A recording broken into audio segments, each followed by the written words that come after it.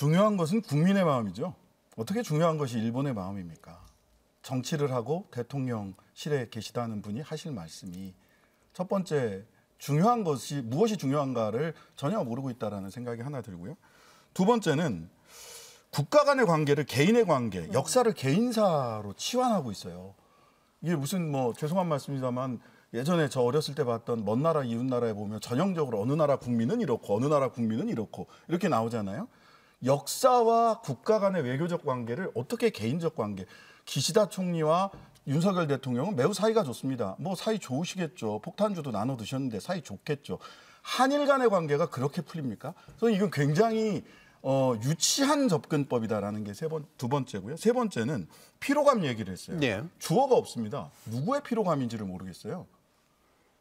우리 국민들의 피로감입니까?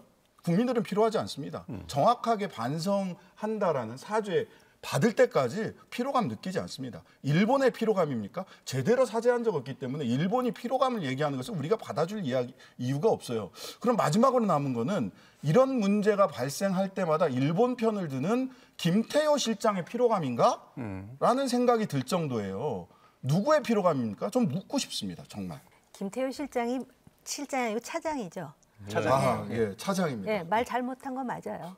이렇게 말하면 안 돼요. 그러니까 아무래도 정치인은 아니다 보니까 이 말의 그 파장까지 본인이 생각했다면 이렇게 말하면 안 되는 겁니다.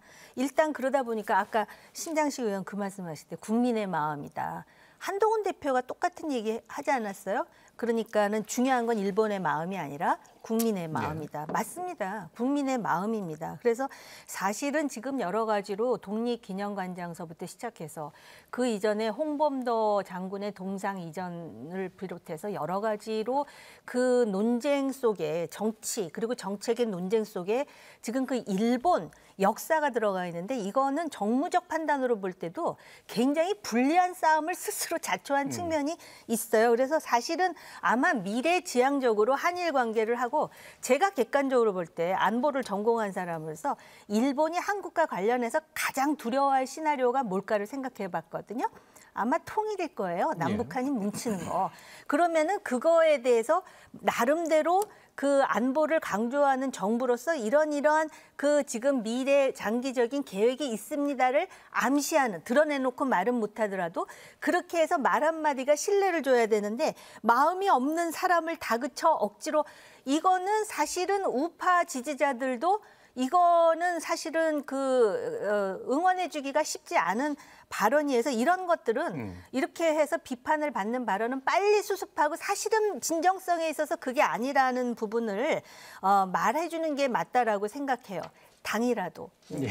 저는요. 그건 진짜 이건 좀 본질을 지금 잘못 파악을 하고 있는데 사실은 아까 나온 김대중 오부치 공동선언 이래로 1998년 이래로 한일 양국이 일본이 사죄 반성하고 우리는 미래지향을 한다는 그런 공동 자산이 있어요. 네. 이건 일본 자민당입니다. 한국은 진보 보수 가릴 것 없이 한일 양국의 정부와 국민이 만들어온 공동 자산이에요. 과거사에 대한 일정한 반성이 있었다고요. 1965년에 한일 청구권 협정 때 없었거든요. 없었습니다. 그때는. 그때는 없었는데 90년대 들어와가지고 일본군 위안부라든지 강제징용 문제가 사법적인 소송까지 이어지면서 일본 정부에서 통진한 사죄와 반성이 나온 겁니다. 이걸 잘 갖고 온 겁니다. 그런데 2000년대, 2010년대 특히 이후에 아베 정권이 들어가지고 역사 왜곡을 하거든요. 그렇죠. 지금도 2022년에 일본 기시다 총리가 독일의 숄츠 총리 만나가지고 소녀상 없애려고 합니다. 그리고 지금 일본 외상 그리고 베를린 시장 만나가지고 지금 없애겠다고 나서고 있습니다. 역사 왜곡을 계속하거든요. 일본군 위안부 자발적이었다. 강제징용은 없었다라는 것이 일본 정부의 공식장입니다. 근데 그런 것들이 지금 한국 정부가 넘어가고 있는 상태거든요. 예. 김태효 차장의 말이 이제 정무적으로 그게 적절했느냐.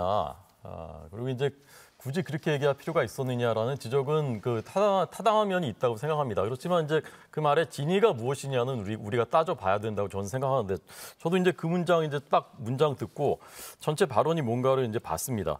이렇게 돼 있습니다. 과거사 문제에서 일본이 필요한 일을 말을 하지 않으면 엄중히 따지고 변화를 시도해야겠지만 이라는 전제가 있습니다. 그 다음 문장이 중요한 것은 일본의 마음이다. 여기에 나온 겁니다. 예. 그리고 그다음에 마음이 없는 사람을 억지로 다그쳐가지고 사과를 받을 때 그것이 과연 진정한가 이렇게 되는 겁니다. 저는 이것을 어떻게 그렇게 해석을 할 수가 있을까 저는 좀 사실 의아했는데 저는 이렇게 느꼈거든요. 마음이 없는데 자꾸 다그쳐서 사과를 우리가 여러 번 받았는데 똑같은 일들이 반복이 되고 있거든요. 그럼 언제까지 이럴 것인가? 일본의 마음을 바꿔야 되는 것이 아닌가? 그래서 일본이 마음에서 우러난 사과를 할 수 있도록 해야 된다는 것이 이 발언의 저는 진의였다고 생각합니다.